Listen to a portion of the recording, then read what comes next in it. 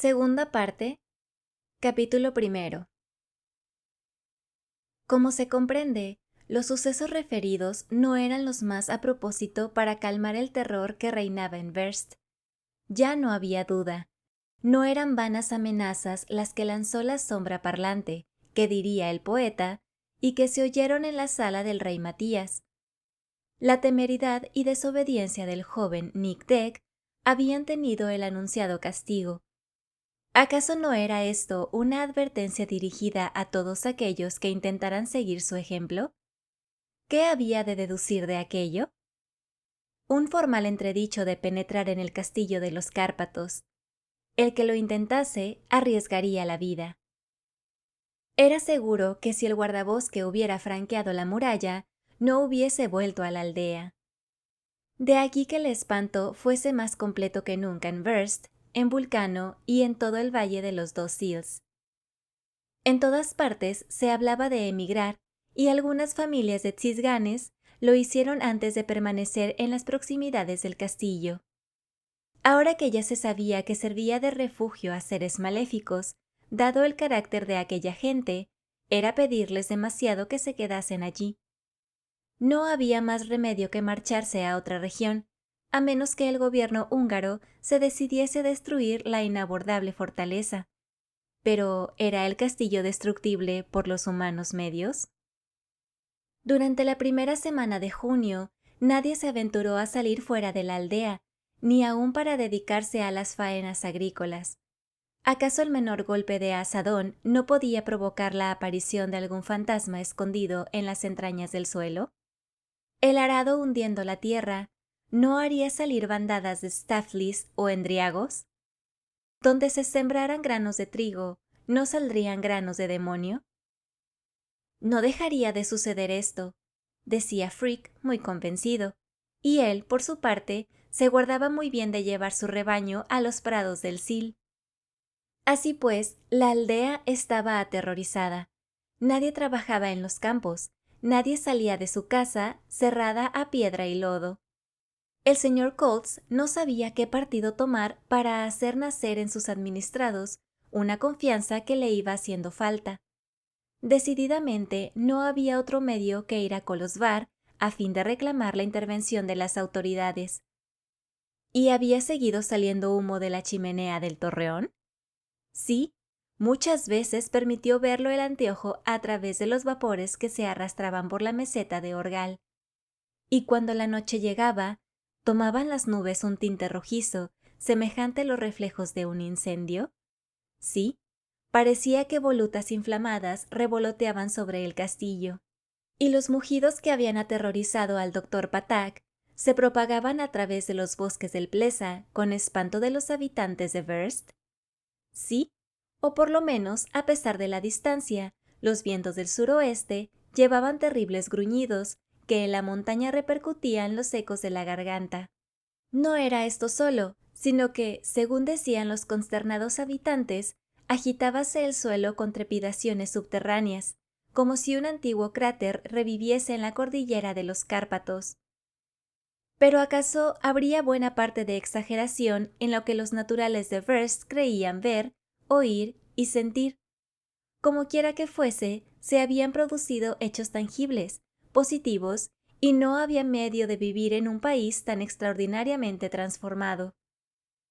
No hay para qué decir que la posada del rey Matías continuaba desierta, más abandonada que Lazareto en tiempo de epidemia.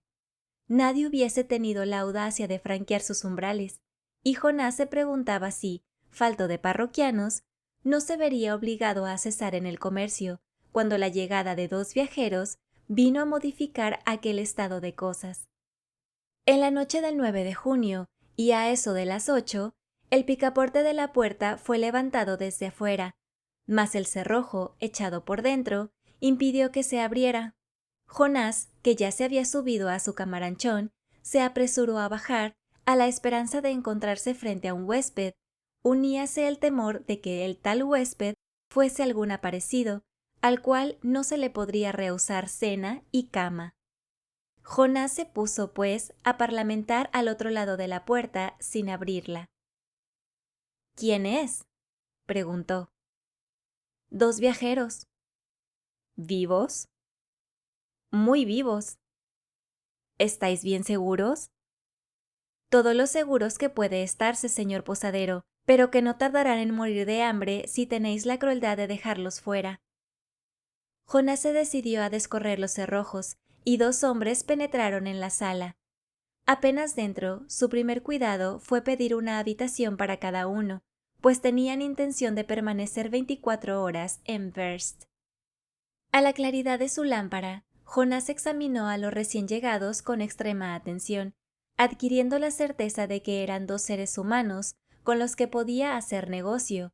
¡Qué fortuna para el rey Matías! El más joven de los 2 viajeros podía tener unos 32 años. Era de elevada estatura, de cara noble y bella. Tenía ojos negros, cabellos de un color castaño oscuro y barba negra, elegantemente cortada.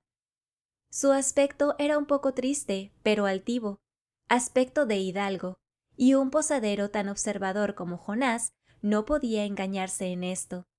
Además, cuando le preguntó con qué nombre debía inscribir a los 2 viajeros, el conde Franz de Telek, respondió el joven, y su asistente, Rotzko.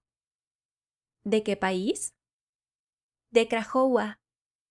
Krajowa es una de las principales villas del estado de Rumania, que confina con Transilvania en el sur de la cordillera de los Cárpatos. Franz de Telek era, pues, de raza rumana, lo que Jonás había notado desde que le vio. En cuanto a Rotzko, hombre de unos 40 años, alto, robusto, de espesos bigotes y cabellera fuerte, tenía todo el aspecto de un militar. Llevaba el morral sujeto a sus hombros por unos tirantes y una maleta muy ligera en la mano.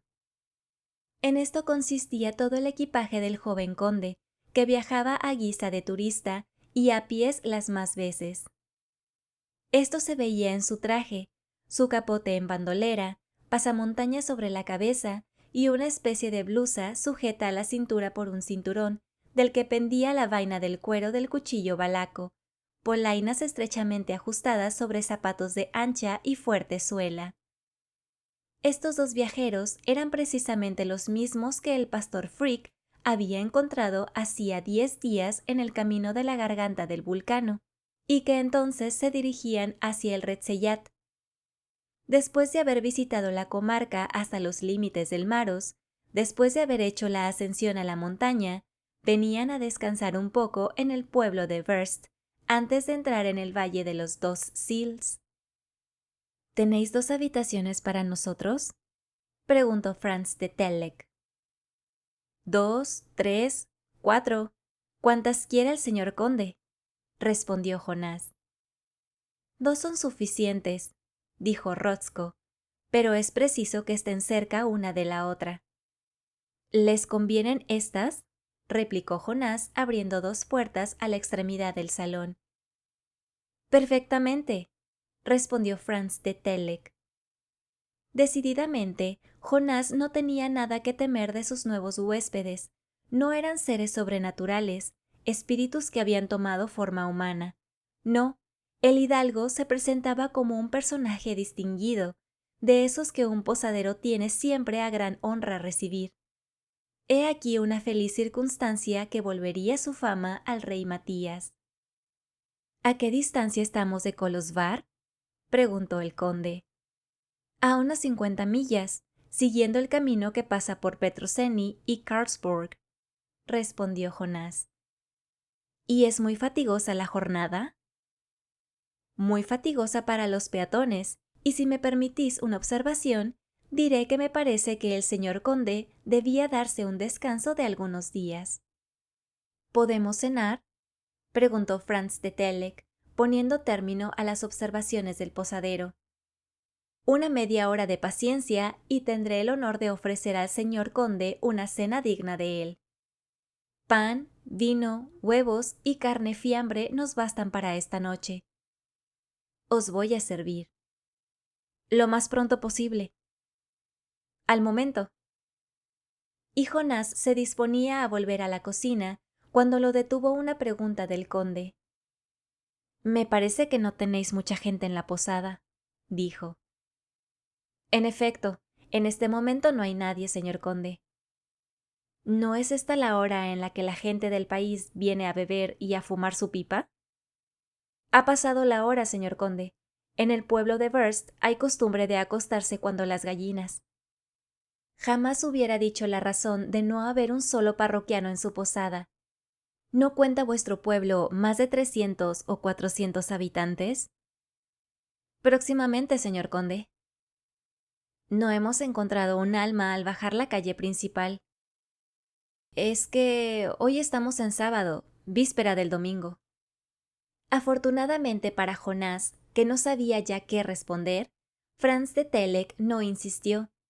Por nada del mundo se hubiera decidido el posadero a presentar la situación como era.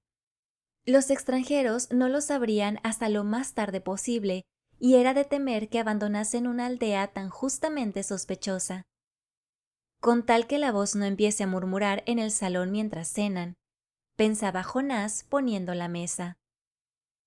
Algunos instantes después, la sencilla cena que había pedido el conde estaba servida sobre un mantel muy blanco. Sentóse Franz de Telek y Rotzkov enfrente de él, según costumbre cuando viajaban. Cenaron ambos con buen apetito y, acabada la cena, se retiraron a sus habitaciones. Como durante la cena el conde y Rotzko no habían cruzado 10 palabras, no pudo Jonás mezclarse en su conversación con vivo gusto. Franz de Telek parecía poco comunicativo, y en cuanto a Rotzko, después de haberle observado, comprendió el posadero que nada sacaría de él en lo concerniente a la familia de su señor. Jonás, pues, se había contentado con dar las buenas noches a sus huéspedes. Pero antes de subir a su habitación, recorrió el salón con la mirada, prestando oído a los menores ruidos de dentro y de fuera, repitiendo: con tal que esa abominable voz no los despierte durante su sueño. La noche se pasó tranquilamente. Al día siguiente, desde el amanecer, extendióse por el pueblo la noticia de que 2 viajeros habían bajado al rey Matías y numerosos habitantes fueron a colocarse delante de la posada. Muy fatigados por la excursión de la víspera, Franz de Telek y Rotzko dormían aún, y no era probable que tuvieran intención de levantarse antes de las 7 o las 8 de la mañana. De aquí la gran impaciencia de los curiosos, ninguno de los cuales tenía el valor necesario para entrar en la sala antes que los viajeros hubieran salido de sus habitaciones. Al fin aparecieron a las 8. Nada de peculiar les había acontecido. Se les podía ver yendo y viniendo por la posada. Después se sentaron para desayunarse, lo que no dejaba de ser bastante tranquilizador. Además, Jonás, en pie en el dintel de la puerta, sonreía con aire afectuoso, invitando a sus antiguos parroquianos a que le volviesen su confianza. Puesto que el viajero que honraba con su presencia la posada era un noble rumano si se quiere, y de una de las más antiguas familias rumanas, ¿qué podían temer en tan noble compañía? En breve sucedió que el señor Coltz, pensando que él debía ser el primero en dar ejemplo, se decidió a dar el primer paso. A eso de las 9, el viró entró en el salón algo perplejo. Pronto fue seguido por el maestro Hermod, por 3 o 4 transilvanos y por el pastor Frick. En cuanto al doctor Patak, había sido imposible decidirle a que les acompañase. Poner los pies en casa de Jonás, había respondido, aunque me pagase 10 florines por la visita. Conviene advertir una cosa que no deja de tener importancia. Si el señor Coltz había consentido en volver a entrar en el rey Matías, no era únicamente para satisfacer un sentimiento de curiosidad, ni por el deseo de ponerse en relaciones con el conde Franz de Telek. No, el interés entraba por mucho en aquella determinación. En efecto, en su cualidad de viajero, estaba obligado a pagar el pasaje por su criado y por él, y no se habrá olvidado que estas contribuciones iban directamente al bolsillo del primer magistrado de Verst. El viró hizo la reclamación en términos decorosos, y Franz de Telek, aunque un poco sorprendido de la petición, se apresuró a pagar los derechos. rogó también al señor Colts y al maestro que se sentaran un momento a su mesa. Ellos aceptaron, no pudiendo rehusar un ofrecimiento tan políticamente formulado. Jonás se apresuró a servir licores varios, los mejores de su cueva. Algunos vecinos de Verst pidieron entonces una ronda por su cuenta. Había, pues, motivo para creer que la antigua clientela, dispersa un instante, no tardaría en volver a tomar el camino del rey Matías. Después de haber pagado la contribución impuesta a los viajeros, Franz de Telek mostró deseos de saber si estos derechos producían mucho. No tanto como querríamos, señor conde, respondió el señor Coates. ¿Acaso es raro que los extranjeros vengan a esta parte de Transilvania? Muy raro, en efecto, respondió el viró. No obstante, el mérito del país que le hace digno de ser visitado. Así lo creo, dijo el conde. Lo que he visto me ha parecido digno de atraer la atención de los viajeros. Desde la cúspide del Retseyat he admirado mucho los valles del Sil, las ciudades que se divisan en el este y el círculo de montañas que rodean el macizo de los Cárpatos. Es muy hermoso, señor conde, es muy hermoso, respondió el maestro Hermod, y para completar vuestra excursión os invitamos a hacer la ascensión al Paring. Tengo el temor de que me falte el tiempo necesario para ello, respondió Franz de Telek. Con un día habrá bastante. Sin duda, pero yo regreso a Carisburg y cuento con partir mañana por la mañana. ¿Cómo? ¿Piensa el señor conde dejarnos tan pronto? Dijo Jonás tomando su aire más afectuoso. No le hubiera disgustado ver que los huéspedes prolongasen su estancia en el rey Matías. Es preciso, respondió el joven. Además, ¿a qué objeto prolongar mi estancia en Verst? Creed que nuestro pueblo vale la pena de que un turista permanezca algún tiempo en él, hizo observar el señor Colts. Sin embargo, parece ser poco frecuentado, replicó el conde. Será probablemente porque los alrededores no ofrezcan nada curioso. En efecto, nada curioso, dijo el viró, pensando en el castillo. No, nada curioso, repitió el maestro. Oh, no, dijo el pastor Frick, dejando escapar involuntariamente esta exclamación. ¿Qué miradas le arrojaron Colts y los demás, y particularmente el posadero? ¿Era preciso poner a un extranjero al tanto de los secretos del país? ¿Enterarle de lo que sucedía en la meseta de Orgal? Señalar a su atención el castillo de los Cárpatos no era querer atemorizarle, despertando en él el deseo de abandonar el pueblo. Y en lo sucesivo, ¿qué viajeros querrían seguir el camino de la garganta del Vulcano para penetrar en Transilvania? Verdaderamente aquel pastor no mostraba más inteligencia que el más bestia de sus carneros. «Cállate, imbécil, cállate», le dijo a media voz el señor Coates. Como la curiosidad del conde se había despertado, se dirigió directamente a Frick, preguntándole qué significaban aquellas exclamaciones. No era el pastor hombre que se arrepintiese fácilmente, y en el fondo pensaba que tal vez Franz de Telek pudiera dar un buen consejo provechoso al pueblo. He dicho, oh, señor conde, replicó, y no me vuelvo atrás. ¿Hay, pues, en los alrededores de Verst alguna maravilla que visitar? Preguntó el conde. ¿Alguna maravilla? Repitió el señor Coates. No, no, exclamaron los demás, y temblaban ya al pensamiento de que otra tentativa hecha para penetrar en el castillo serviría para atraer nuevas desgracias. Franz de Telek, no sin alguna sorpresa, observó a aquellos valientes, cuyos rostros indicaban diversamente el terror de bien significativa manera. ¿Qué hay, pues? Preguntó. ¿Qué hay, señor? Respondió Rotzko. Pues bien, parece que se trata del castillo de los Cárpatos. ¿Del castillo de los Cárpatos? Sí, este es el nombre que el pastor acaba de decirme al oído. Y diciendo esto, Rotzko mostraba a Frick, que meneaba la cabeza sin atreverse a mirar a su amo. Habíase abierto una brecha en el muro de la vida privada del pueblo, y no tardó en pasar toda la historia por esta brecha. En efecto, el señor Colts, que había tomado su partido, quiso por sí mismo hacer conocer la situación al joven conde, contándolo cuanto concernía al castillo de los Cárpatos. No hay que decir que Franz no pudo ocultar el asombro que esta relación le hizo experimentar y las ideas que le surgió.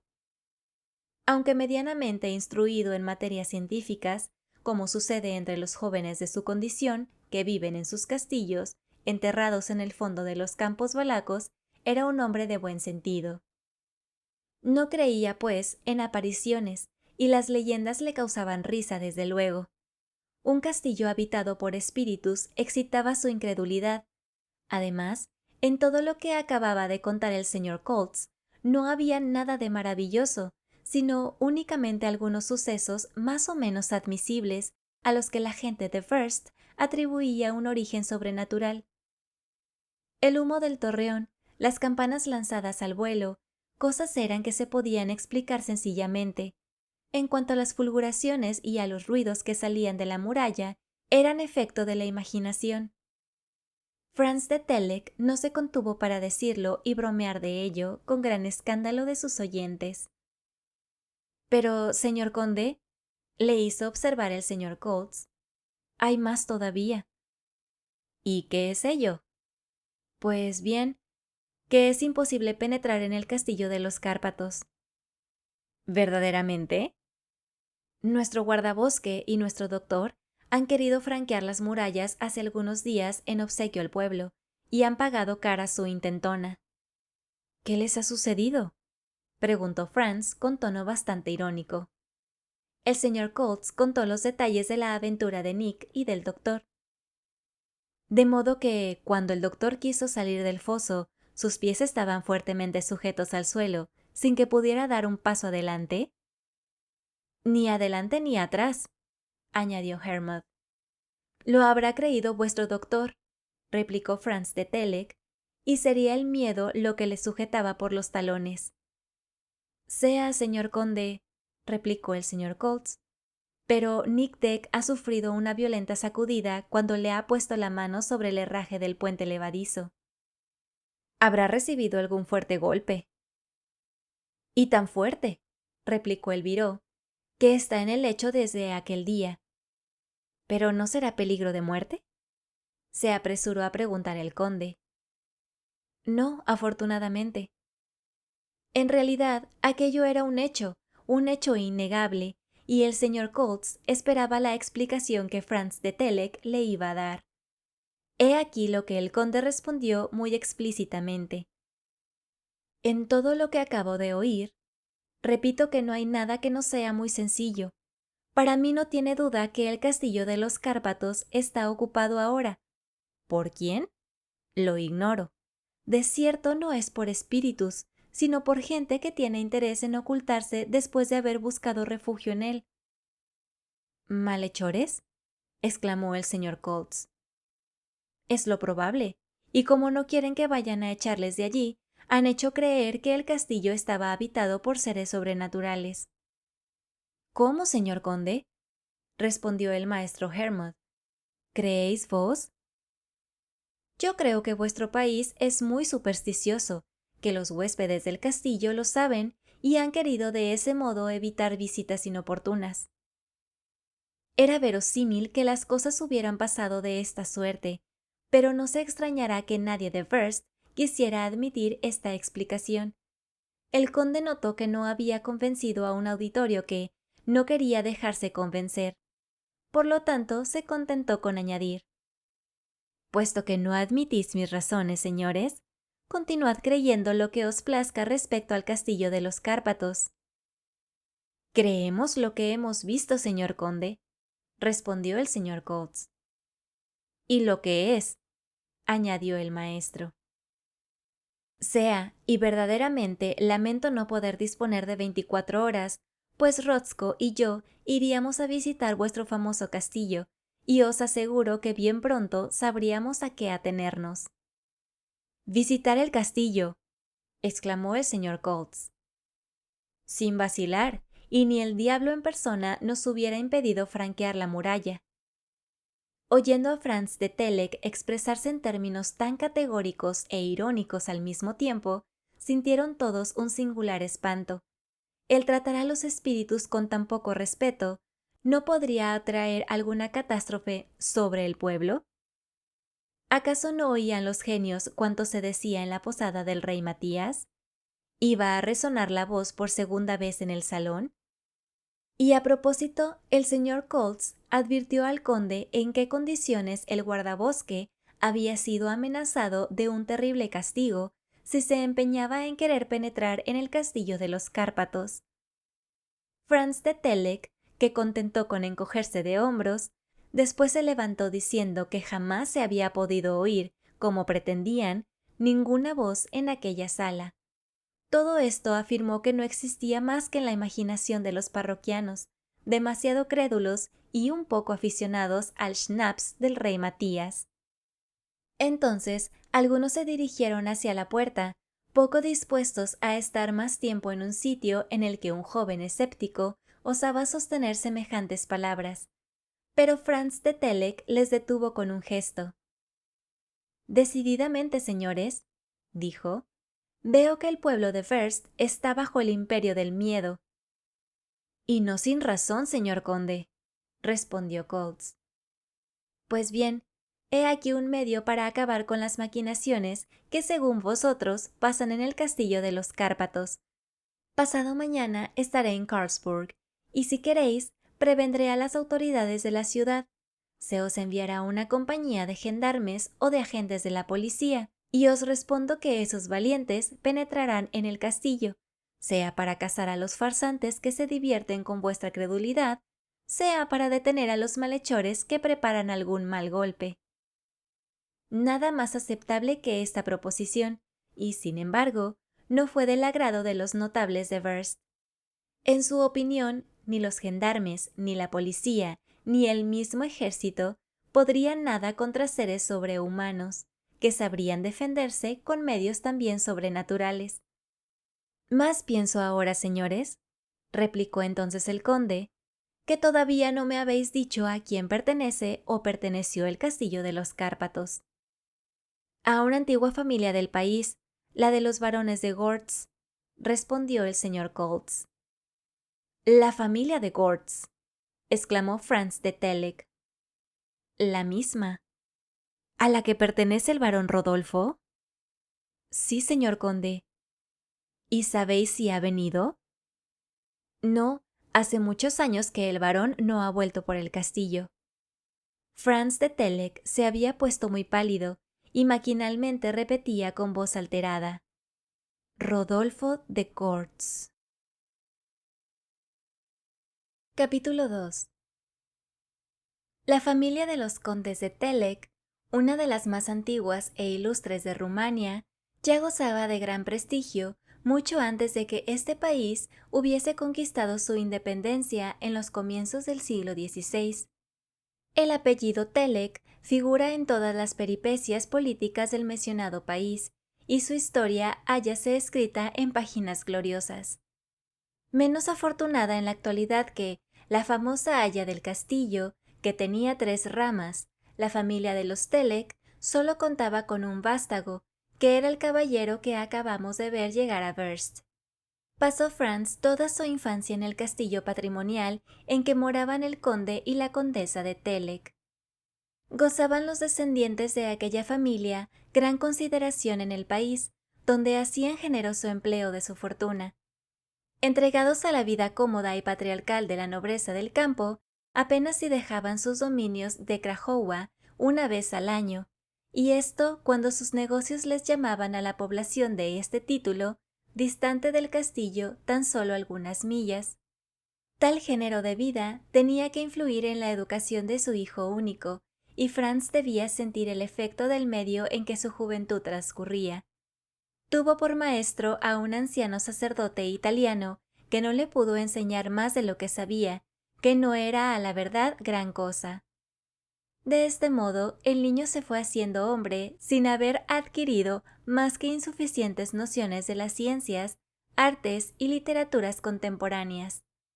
La caza era su pasión, y pasábase días y noches por bosques y prados persiguiendo ciervos, jabalíes y osos, cuchillo en mano. Este era el pasatiempo favorito del joven conde, quien, valiente y resuelto, realizaba verdaderas proezas en tan rudo ejercicio. Murió la condesa cuando apenas su hijo tenía 15 años, y solo tenía 21 cuando pereció su padre víctima de un accidente de caza. La pena que afligió al joven fue inmensa ante ambas irreparables pérdidas en tan poco tiempo. Toda su ternura, cuanto cariño encerraba su corazón, habíase compendiado en su acendrado amor filial. Mas cuando que el amor le faltó, careciendo de amigos y muerto también su preceptor, encontróse solo en el mundo. Durante 3 años, el joven conde permaneció en el castillo de Krajowa, sin poder decidirse a abandonarle. Vivía allí sin buscar relaciones con el exterior. Apenas iba 1 o 2 veces a Bucarest, cuando los negocios le obligaban a ello, y aún estas ausencias eran de corta duración, pues tenía ansia de regresar a sus dominios. Sin embargo, esta existencia no podía durar, y Franz concluyó por sentir el deseo de ensanchar un horizonte que limitaban estrechamente las montañas rumanas. Quiso volar a otro ambiente. Tenía unos 23 años cuando tomó la resolución de viajar. Su fortuna le permitía satisfacer largamente sus nuevos caprichos. Un día abandonó el castillo de Krajowa, sus antiguos servidores, y se alejó del país valaco en compañía de Rotzko, un antiguo soldado rumano que desde 10 años atrás estaba al servicio de la familia Telek y era el compañero del joven en todas sus expediciones de caza. Era hombre valiente y resuelto y muy devoto de su amo. La intención del conde era visitar Europa y detenerse algunos meses en las capitales más importantes del continente. Creía, no sin razón, que su instrucción, nada más que esbozada en el castillo de Krajowa, podría completarse por las enseñanzas de un viaje cuyo plan había dispuesto cuidadosamente. Franz quiso visitar a Italia lo primero, pues hablaba correctamente el italiano que el viejo sacerdote le había enseñado. El atractivo de aquella tierra tan rica en recuerdos y a la que se sentía preferentemente atraído fue tal que permaneció allí 4 años. No abandonó Venecia sino para ir a Florencia, ni Roma sino para ir a Nápoles, volviendo sin cesar a aquellos centros artísticos de los que no podía separarse. Dejaba para más tarde el visitar Francia, Alemania, España, Rusia e Inglaterra, para cuando la edad hubiera madurado sus ideas y pudiera estudiar aquellas regiones con mayor provecho. Por el contrario, estaba en toda la efervescencia de la juventud para gustar el encanto de las grandes ciudades italianas. Tenía Franz de Telek 27 años cuando fue a Nápoles por la última vez. No pensaba permanecer en aquel punto más que algunos días antes de volver a Sicilia, terminando su viaje con la exploración de la antigua Trinacria y retornando después al castillo de Krajowa a fin de descansar 1 año. Una circunstancia inesperada había no solamente de cambiar sus planes, sino de decidir de su vida entera y modificar su curso. Durante aquellos años pasados en Italia, el conde había perfeccionado su instrucción de un modo mediano solamente, sintiéndose poco apto para el cultivo de las ciencias. Pero en cambio, el sentimiento de lo bello le había sido revelado como a un ciego la luz. Con el espíritu abierto a los esplendores del arte, se entusiasmaba delante de las obras maestras de la pintura cuando visitaba los museos de Nápoles, Venecia, Roma y Florencia, y al mismo tiempo los teatros le habían hecho conocer las obras líricas de aquella época, y se apasionaba por la manera como los artistas las interpretaban. Durante su última estancia en Nápoles y en las circunstancias particulares que vamos a referir, un sentimiento de una naturaleza más viva, de una fuerza más intensa, se apoderó de su corazón. En aquella época y en el Teatro de San Carlos había una célebre cantante cuya voz pura, método acabado y juego dramático causaban la admiración de los aficionados al divino arte. Hasta entonces, la Stilla no había buscado los aplausos del extranjero y jamás cantaba más música que la italiana, que ocupaba el primer puesto en el arte de la composición. El Teatro de Carignan en Turín, de Scala en Milán, Fenice en Venecia, el Alfieri en Florencia, el de Apolo en Roma y el de San Carlos en Nápoles, la poseían por turno, y sus triunfos no la dejaban ningún disgusto por no haber todavía pisado otras escenas de Europa. Tenía entonces Stilla 25 años y era una mujer de una belleza ideal, con su larga cabellera de dorados tonos, el fuego de sus ojos negros y profundos, donde parecían brillar llamas, la pureza de sus rasgos, temperamento ardiente y un talle que no hubiera podido hacer más perfecto el cincel de Praxiteles. Esta mujer era, además, una artista sublime, otra Malibran, cuyo Musset hubiera podido decir también: «Et te chante dans les yeux important la douleur». Y esta voz que el más querido de los poetas ha celebrado en sus inmortales estrofas: «Cette voix du cœur qui seul au cœur arrive». Esta voz era la de Stilla, en toda su inexplicable magnificencia. Sin embargo, esta incomparable primadona, que reproducía con tal perfección los acentos de la ternura, el fuego de las pasiones y los más poderosos sentimientos del alma, no había sentido, según se decía, estos efectos en su corazón. Jamás había amado, jamás sus ojos habrían respondido a las 1000 miradas que la envolvían sobre la escena. Parecía no querer vivir más que en su arte y para su arte. Desde la primera vez que Franz vio a Stilla, sintió ese irresistible entusiasmo que es la esencia del primer amor. Renunció a su proyecto de abandonar Italia después de haber visitado Sicilia y resolvió quedarse en Nápoles hasta el fin de la temporada teatral. Como si un invisible lazo, que él no podía romper, le hubiera sujetado a la cantante. Asistía a todas las representaciones que el entusiasmo del público transformaba en verdaderos triunfos. Muchas veces, incapaz de dominar su pasión, había intentado acercarse a ella, pero la puerta de Stilla estaba invariablemente cerrada, tanto para él como para los otros fanáticos adoradores. Síguese de aquí, pues, que el joven conde fue bien pronto el más desconsolado de los hombres, siempre solo en presencia de su amor, no pensando más que en la gran artista. No vivía más que para verla y oírla, sin buscar el crearse relaciones en un mundo al que su nombre y fortuna le llamaban. Bien pronto aquella efervescencia de su alma se acrecentó hasta tal punto que su salud se vio comprometida, y júzguese cuánto hubiera sufrido si hubiera sentido la tortura de los celos, si el corazón de Stilla hubiera pertenecido a otro. Pero el conde no tenía rival, lo sabía y no hubiera tenido desconfianza alguna, a no ser por cierto personaje, bastante extraño, cuyo carácter y rasgos vamos a conocer, por exigirlo así las peripecias de esta historia. Era un hombre de 50 a 55 años, al menos así se creía, en la época en que Franz de Telek vino a Nápoles por última vez.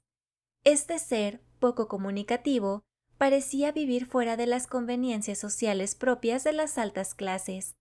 Nada se sabía de su familia, de su estado actual, de su pasado. Se le encontraba hoy en Roma, mañana en Florencia, y es preciso decirlo, según que la Stilla estaba en Florencia o en Roma.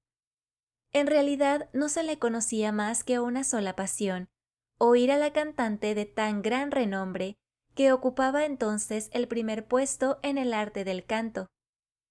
Si Franz de Telek no vivía más que en el delirio de su idolatría por la Stilla desde el día en que la había aplaudido, o, por mejor decir, en que la había visto sobre la escena de Nápoles, hacía ya 6 años que el excéntrico aficionado se había unido a la cantante.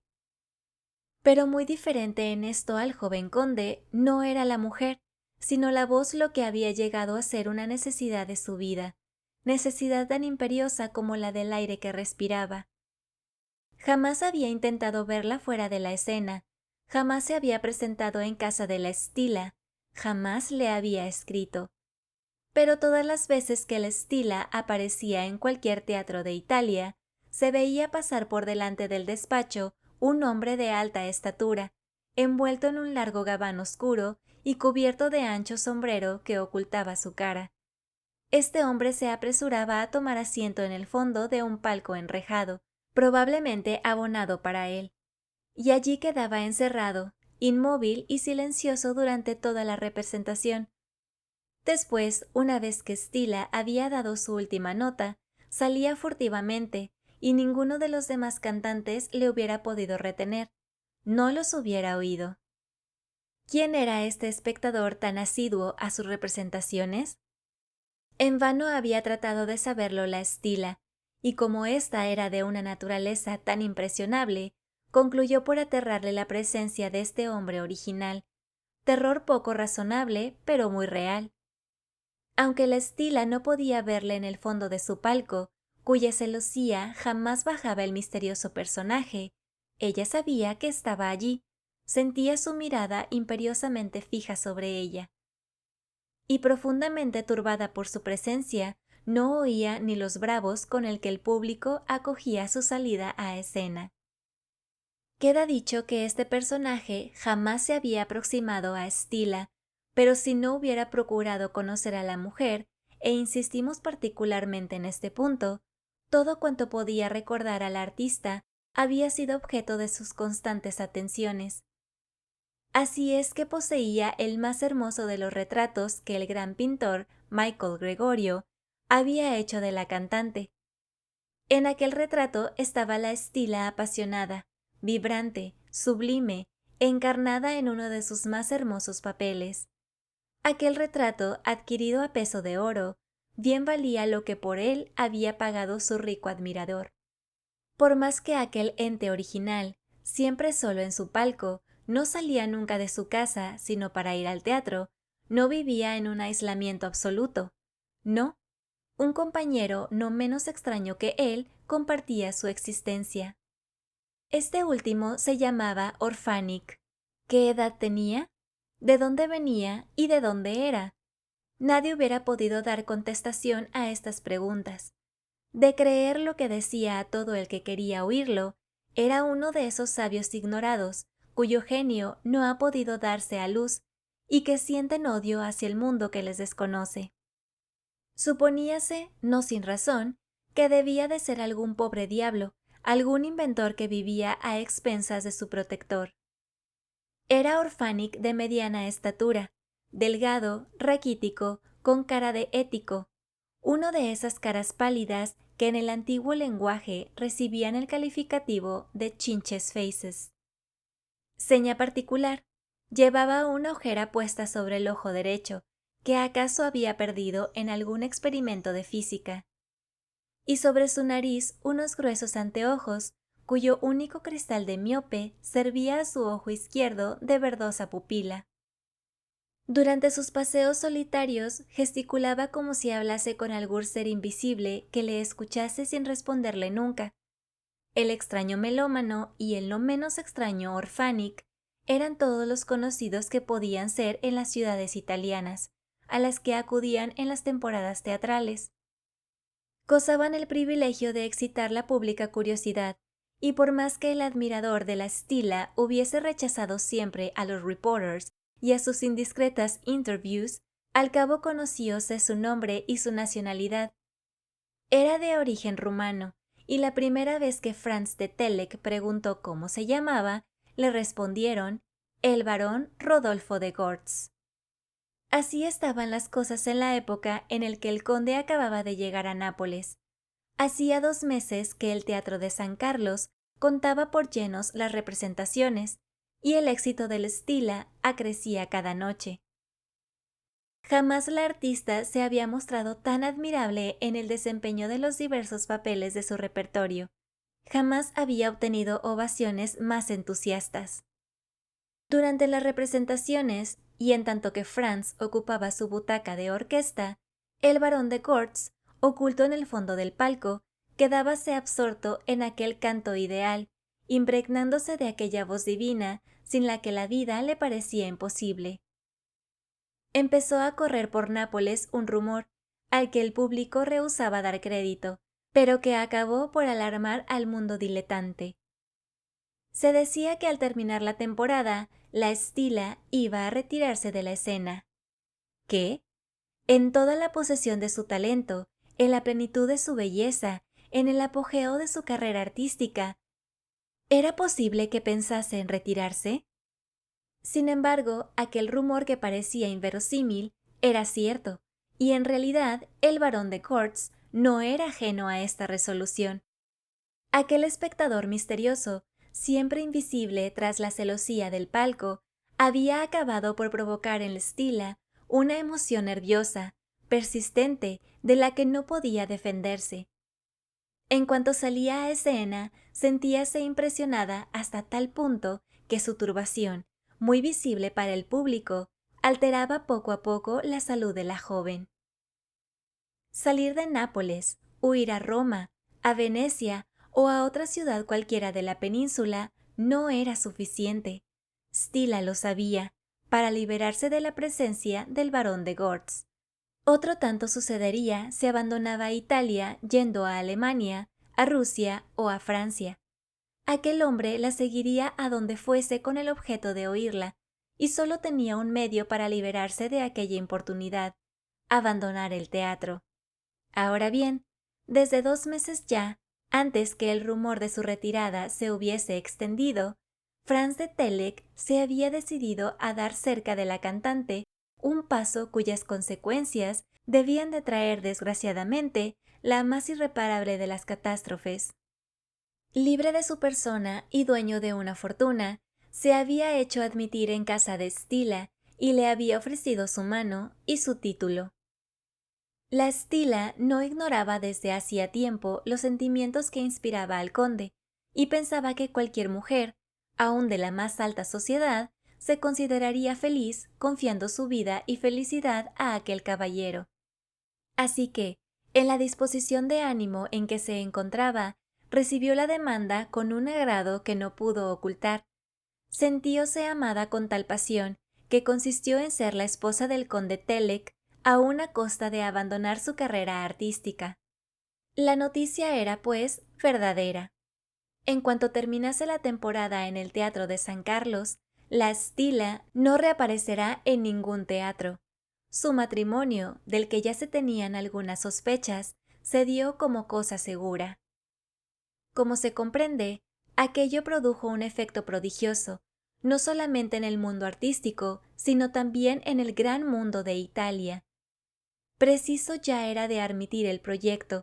Celos y odios se desencadenaron contra el conde, que robaba al arte, a sus éxitos y a la idolatría de los aficionados, la primera cantante de la época. Hubo hasta amenazas personales, de las que Franz no se preocupó nunca. Si tal efecto hizo la noticia en el público, imagínese lo que sentiría Rodolfo de Gortz ante la idea de que su ídolo le iba a ser robado, perdiendo, al perderle, el encanto de su vida.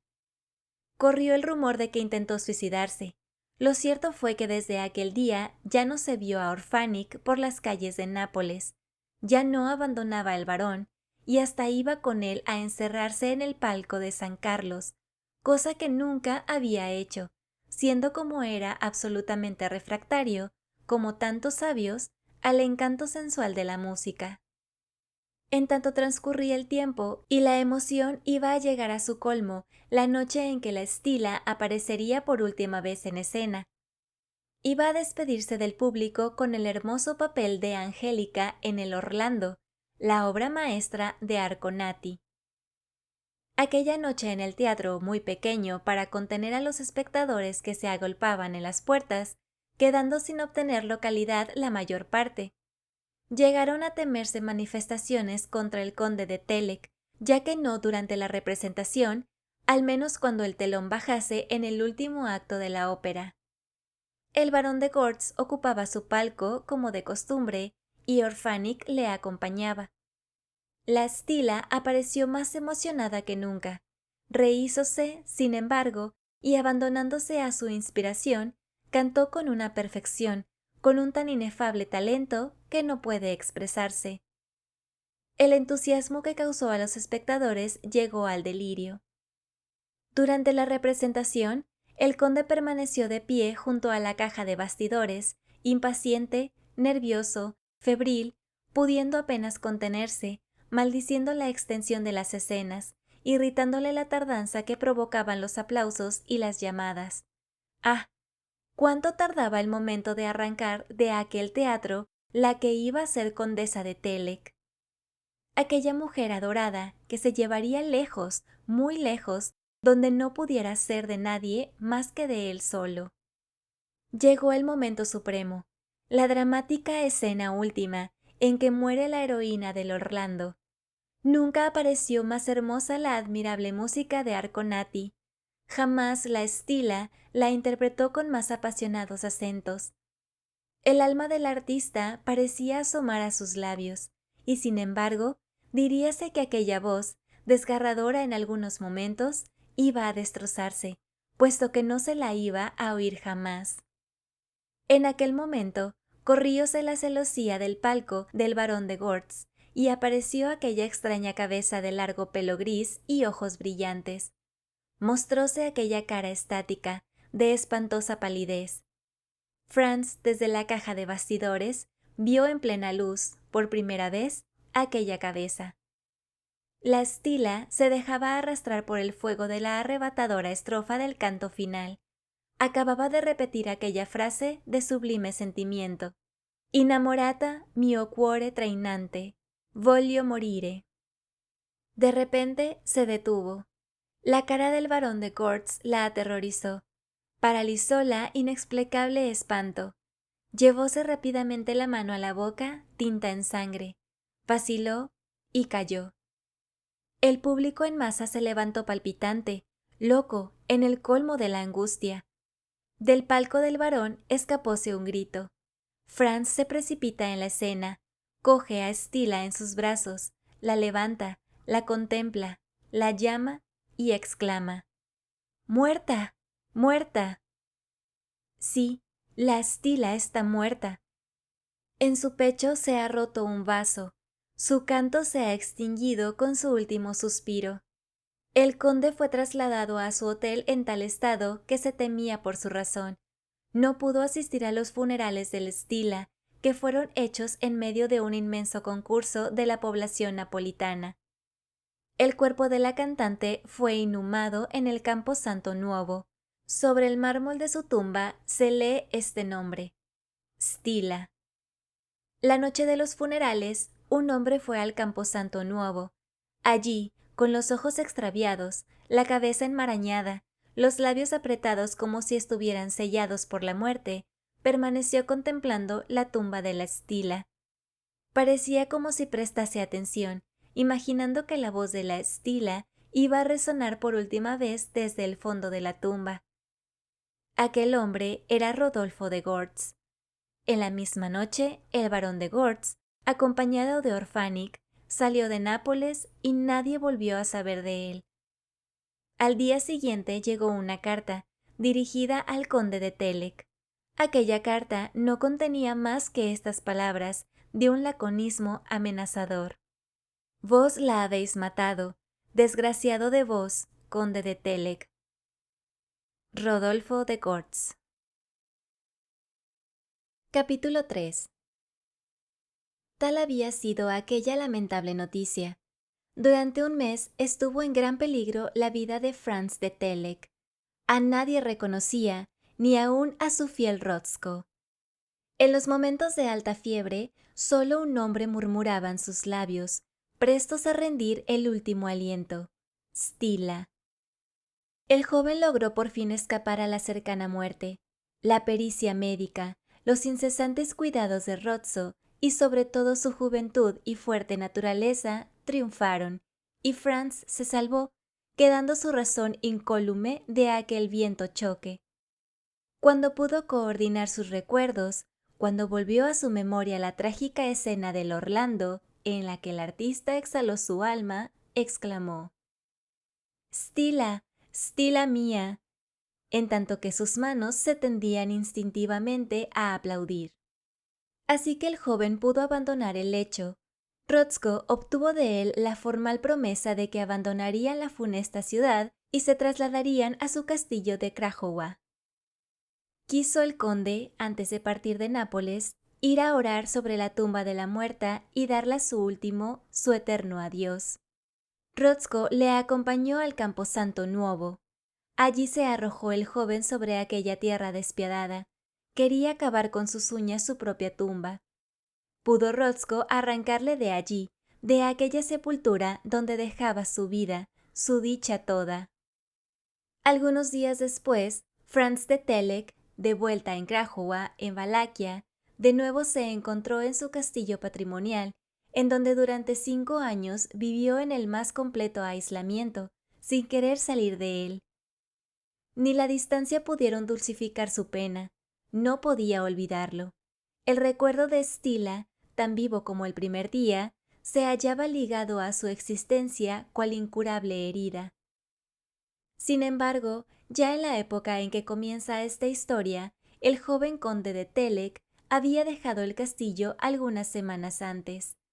¿Cuántos ruegos y súplicas costó a Rotzko el decidir a su señor a que dejase la soledad en que iba consumiéndose?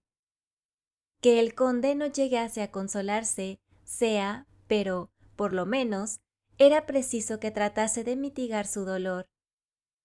Dispusieron un viaje que había de empezar visitando la Transilvania. Rotzko esperaba que más tarde el joven consentiría en continuar su viaje por Europa, tan tristemente interrumpido en Nápoles. Franz de Telek partió, pues, como un turista, y solamente para una breve excursión. Ambos habían subido a las llanuras de Valaquia y habían llegado hasta la imponente cordillera de los Cárpatos. Se internaron después por los desfiladeros del Vulcano, subieron al Retseyat, hicieron una expedición al valle de Meros y fueron a hacer alto a Verst, a la posada del rey Matías. Ya se ha dicho cuál era el estado del ánimo en aquel momento en que Franz de Telek llegó, y cómo fue puesto al corriente de los incomprensibles sucesos acaecidos en el castillo.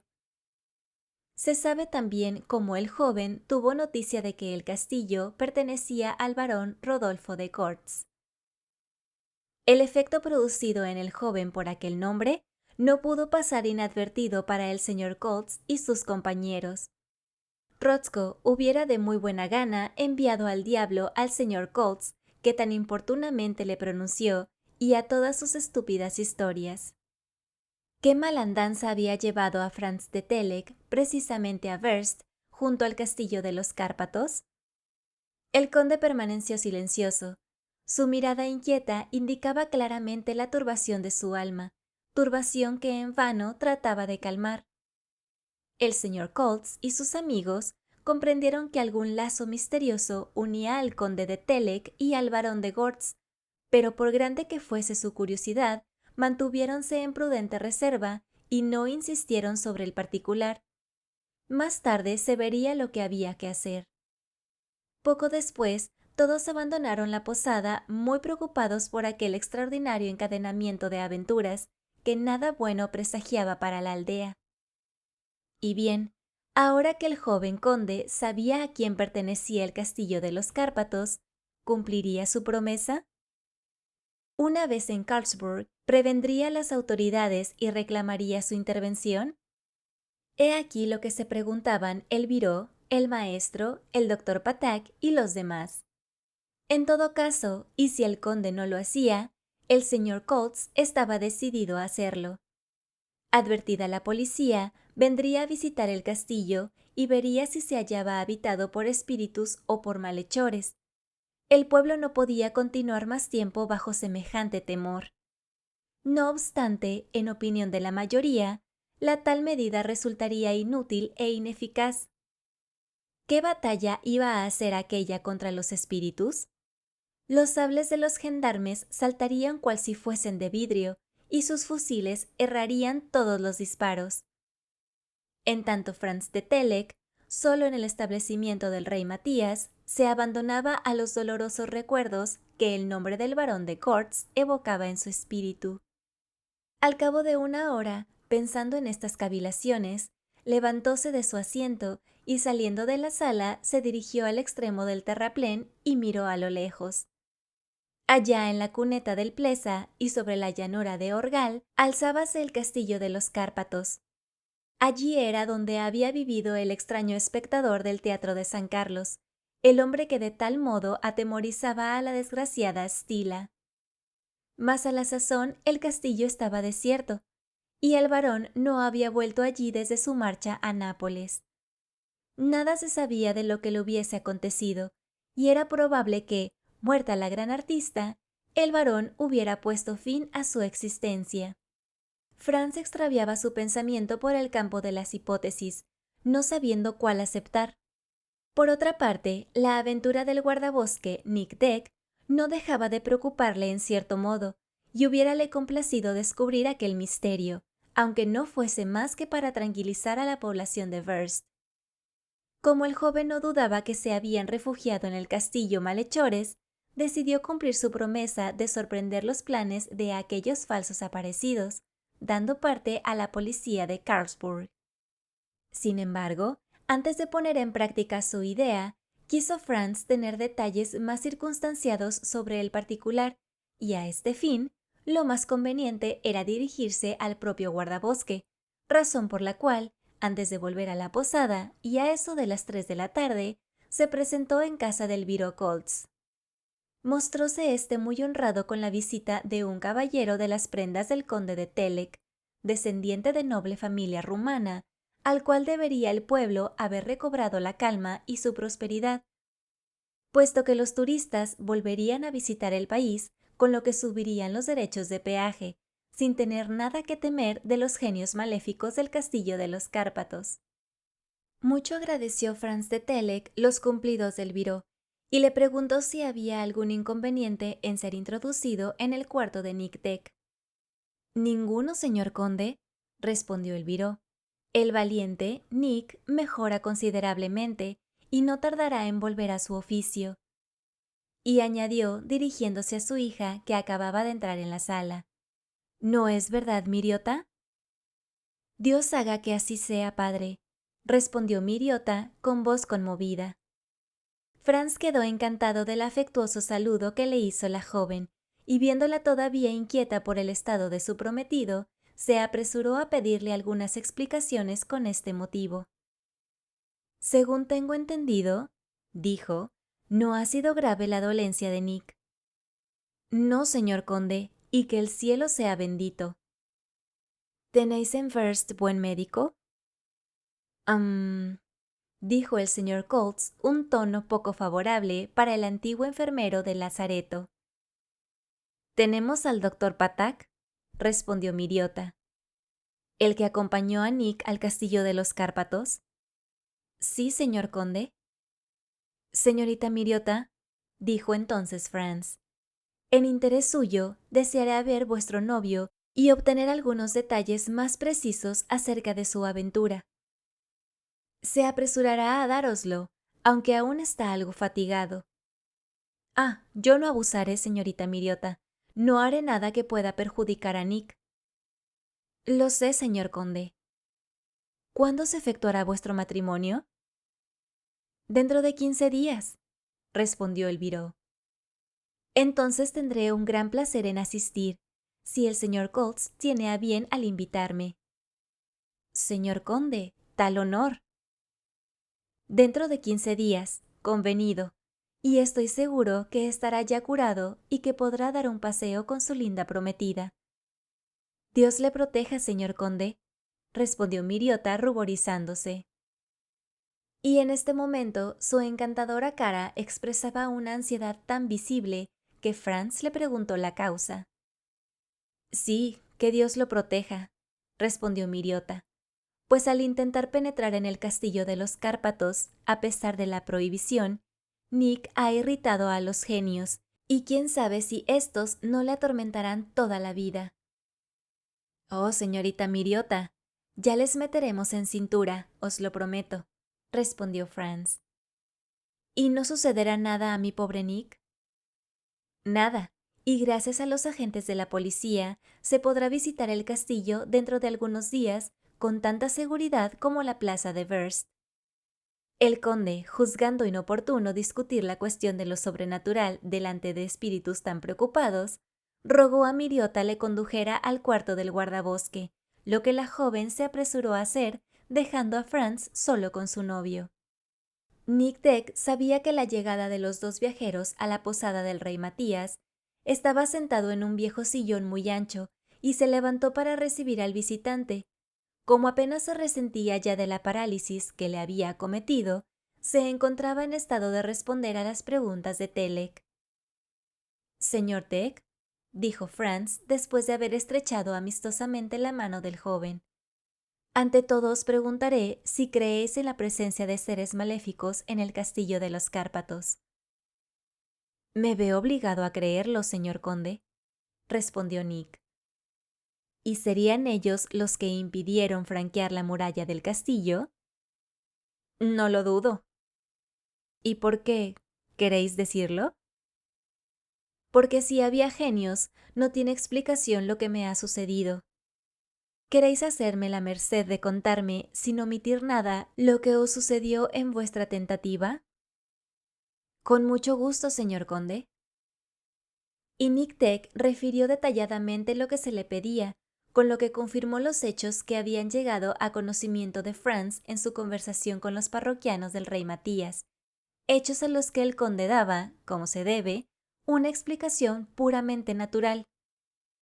En suma, los sucesos de aquella noche de aventuras se explicaban fácilmente si los seres humanos o maléficos que ocupaban el castillo poseían la máquina capaz de producir aquellos efectos fantásticos. Respecto a la singular pretensión del doctor Patak de haberse sentido sujeto al suelo por una fuerza invisible, se podía sostener que el dicho doctor había sido juguete de una ilusión. Lo que parecía más verosímil era que las piernas del doctor habían quedado paralizadas porque él estaba loco de espanto, y esto fue lo que Franz dijo al guardabosque. «¿Cómo, señor conde?», respondió éste. En el momento mismo en que el doctor quería huir, ¿iban las piernas de este poltrón a negarse a andar? Convendréis en que esto no es posible. Pues bien, replicó Franz, admitamos que sus pies estaban cogidos en algún lazo que probablemente estaba oculto bajo la hierba en el fondo del foso. Cuando los lazos se aprietan, respondió el guardabosque, hieren cruelmente, y si examináis las carnes y las piernas del doctor, no encontraréis señal de herida alguna. Vuestra observación es justa, Nic Deck, y sin embargo, creedme, si es verdad que el doctor no podía separarse del suelo, era que sus pies estaban sujetos por un lazo. Y yo os pregunto ahora, señor conde, ¿cómo este lazo pudo abrirse por sí mismo para dejar en libertad al doctor? Franz se vio muy apurado para responder. Además, señor conde, replicó el guardabosque, yo os concedo lo que queráis en lo que concierne al doctor Patak. Después de todo, nada puedo afirmar de lo que no sé por mí mismo. Sí, dejemos al valiente doctor, y hablemos de lo que os pasó a vos, Nic Deck.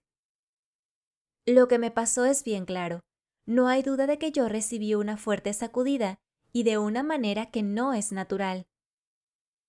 ¿No hay en vuestro cuerpo ninguna señal de herida?, preguntó Franz.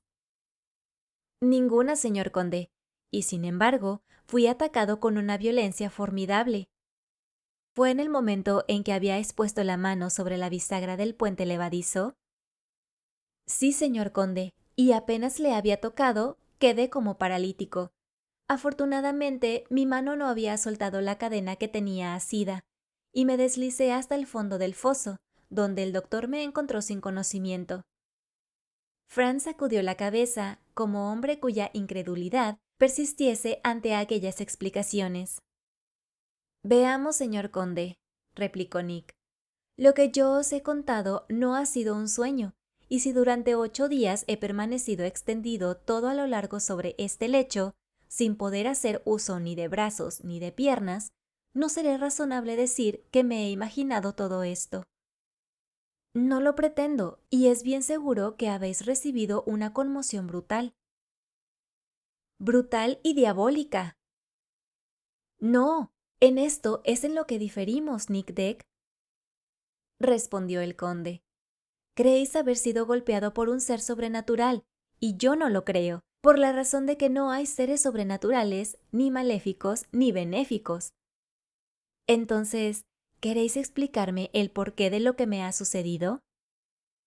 No puedo aún, pero estad seguro de que todo se explicará de la manera más sencilla.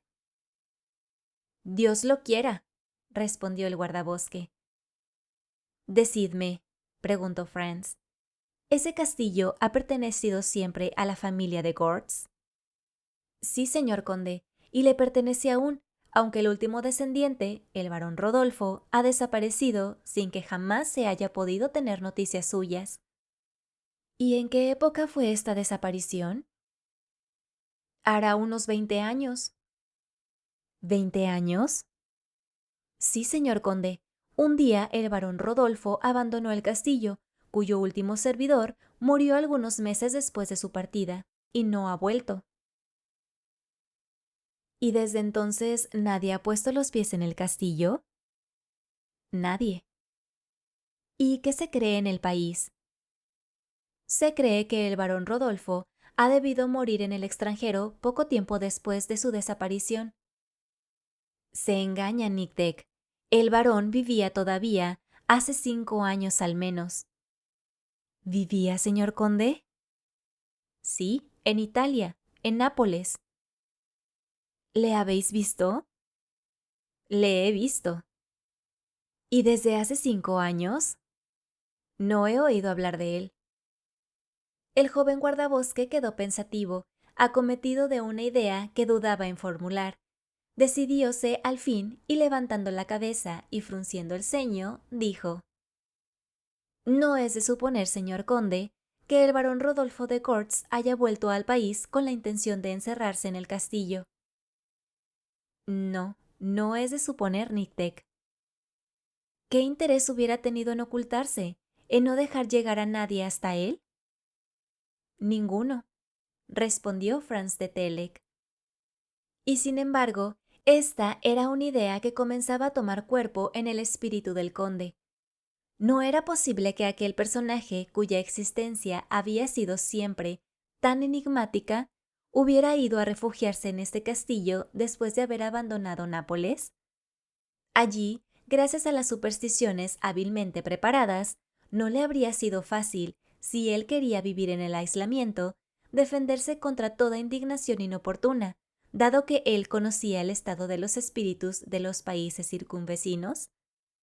De todos modos, Franz juzgó inútil lanzar a los de Verst sobre esta hipótesis. Hubiera sido preciso hacerles confidencias de hechos que le eran demasiado personales. No conseguiría, por otra parte, convencer a nadie, cosa que comprendió bien cuando Nic Deck añadió: Si el barón Rodolfo es quien habita el castillo, preciso es creer que el barón es el Court, pues solo el Court ha podido tratarme de esta manera. Deseoso de no continuar sobre este terreno, Franz cambió el curso de la conversación. Después de haber empleado todos los medios a fin de tranquilizar al guardabosque sobre las consecuencias de su tentativa, obtuvo de él la promesa de que no la renovaría. No era este asunto suyo, sino de las autoridades, y los agentes de la policía de Carlsburg sabrían descubrir el misterio del castillo de los Cárpatos. El conde despidióse entonces de Nic Deck, haciéndole la expresa recomendación de que se curara lo más pronto posible, a fin de no retardar su matrimonio con la linda Miriota, al que él prometía asistir. Absorto en sus reflexiones, Franz regresó al rey Matías y no salió en el resto del día. A las 6, Jonás le sirvió la comida en el salón, por una loable reserva. Ni el señor Coltz ni otro alguno del pueblo fue a turbar la soledad del conde. Hacia las 8, Rotzko le dijo a éste: ¿No me necesitáis, señor? No, Rotzko. Entonces me voy a fumar mi pipa al terraplén. Puedes ir. Medio acostado en su sillón, Franz se absorbió de nuevo en sus pasadas reflexiones. Estaba en Nápoles, delirante la última representación en el Teatro de San Carlos. Volvió a ver al barón de Gortz en el momento en que por primera vez éste había aparecido asomando la cabeza por el palco y fijando sus miradas ardientes sobre la artista, cual si la hubiese querido fascinar. Después, el pensamiento del conde fuese aquella carta firmada por el extraño personaje que lo acusaba a él, a Franz, de haber matado a la Stilla. Mientras se perdía en estos recuerdos, sentía Franz que el sueño le invadía poco a poco, pero se hallaba aún en ese estado en que se percibe el menor ruido, cuando se produjo un sorprendente fenómeno. Parecía como si una voz dulce y bien modulada dejárase oír en aquella sala en que Franz se hallaba absolutamente solo. Sin darse cuenta cabal de si aquello era sueño o realidad, se levanta y escucha. Sí, diríase que una boca se ha aproximado a su oído y que unos labios dejan escapar la armoniosa melodía de Stefano, inspirada en estas palabras: Nel giardino de mille fiori, andiamo mia cuore. Franz conocía esta romanza de inefable suavidad.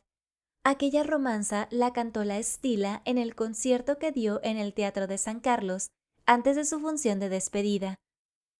Inconscientemente fascinado, se abandonó Franz al encanto de oír aquella voz una vez más. La frase termina y la voz, que va extinguiéndose poco a poco, se apaga con la última de la romanza.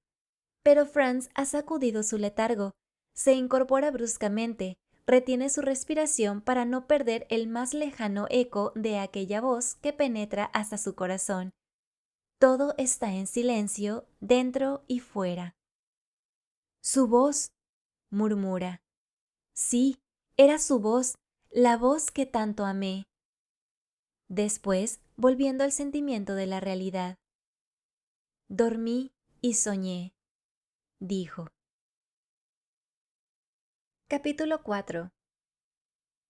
Al día siguiente, el conde despertóse al alba, con el ánimo turbado aún por las visiones de la pasada noche. Aquella mañana debía salir de Wurst, camino de Kolosvar. Después de haber visitado las poblaciones industriales de Petroseni y de Livatzel, tenía intención de detenerse un día entero en Karlsburg antes de pasar algún tiempo en la capital de Transilvania.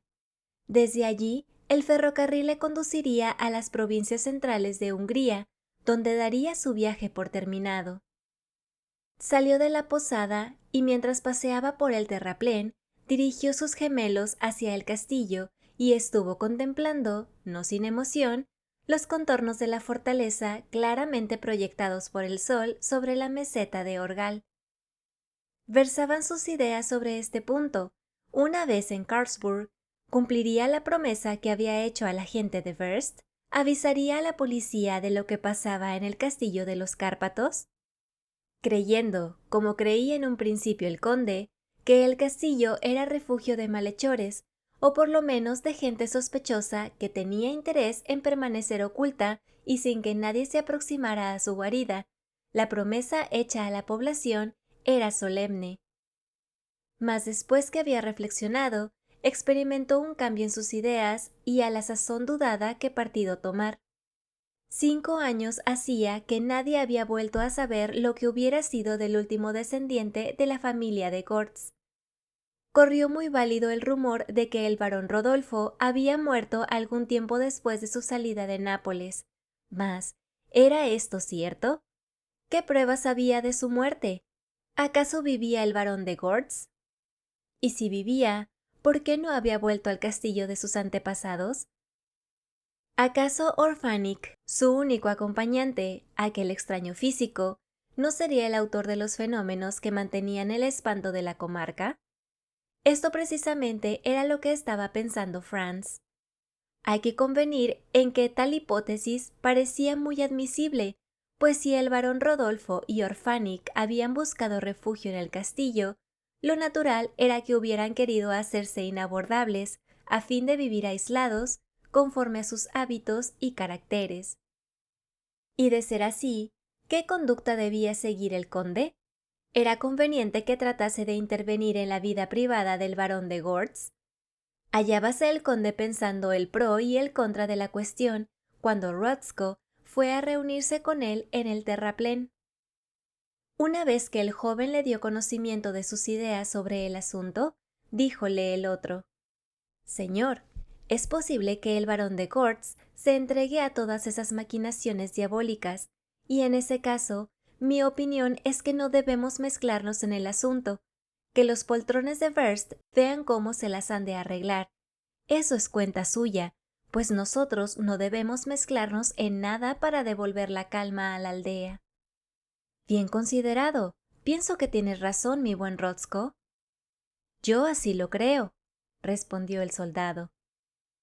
«En cuanto al señor Kaltz y los demás, saben ya cómo se las han de arreglar para acabar con los supuestos espíritus del castillo». «Sin duda, señor, no tienen más que dar parte a la policía de Karlsburg».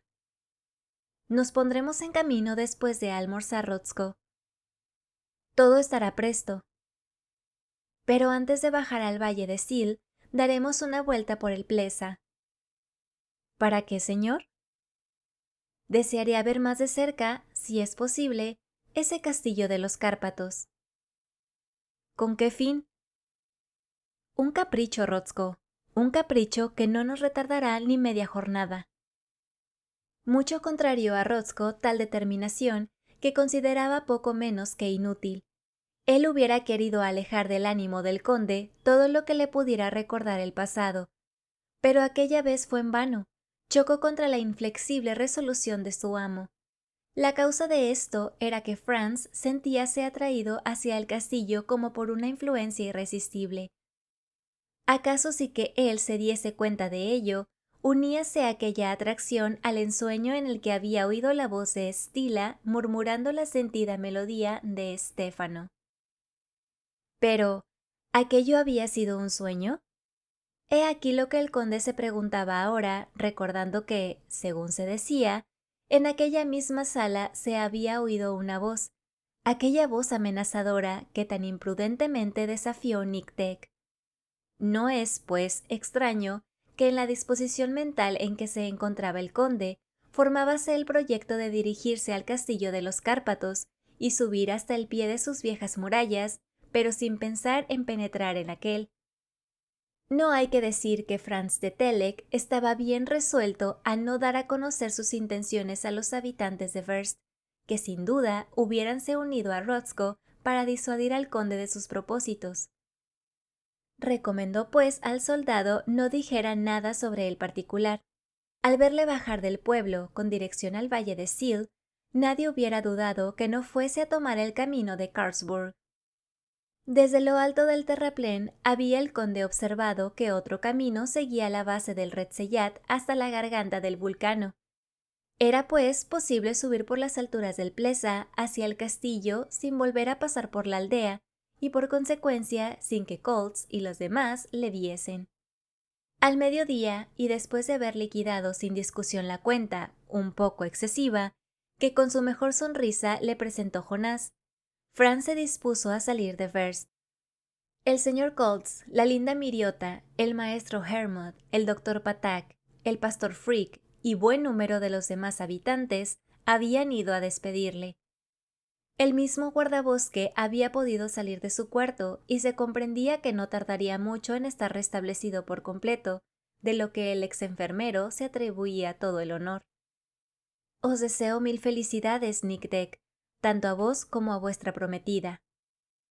«Nosotros lo aceptamos con reconocimiento», respondió la joven radiante de dicha. «Feliz viaje, señor conde», añadió el guardabosque. «Dios lo quiera», respondió Franz, cuya frente se había nublado. «Señor conde», dijo entonces Koltz, «os suplicamos que no olvidéis lo que habéis prometido hacer en Karlsburg». «No lo olvidaré, señor Koltz.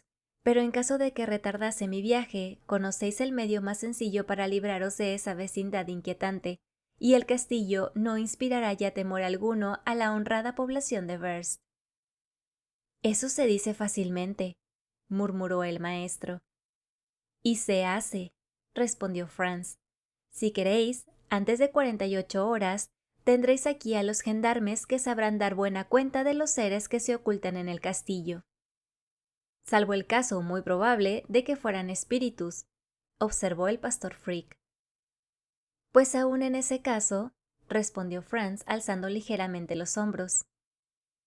Señor conde, dijo el doctor Patak, si nos hubieses acompañado a Nick Deck y a mí, quizá no hablaríais de ese modo. Es verdad que me hubiera asombrado, doctor, añadió Franz, de pasarme lo que a vos, que quedasteis sujeto por los pies en el foso del castillo. Por los pies sí, señor conde, o mejor dicho, por las botas, a menos que pretendáis que en el estado de espíritu en que me encontraba, yo soñaba entonces.